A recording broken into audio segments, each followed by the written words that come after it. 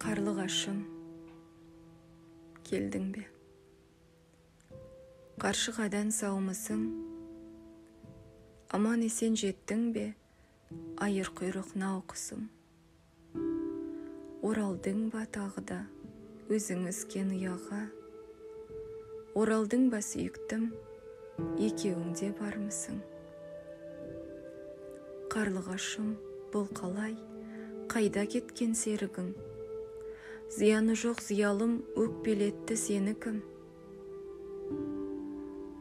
Түсінікті сүйіктім, түсінікті айтпенді.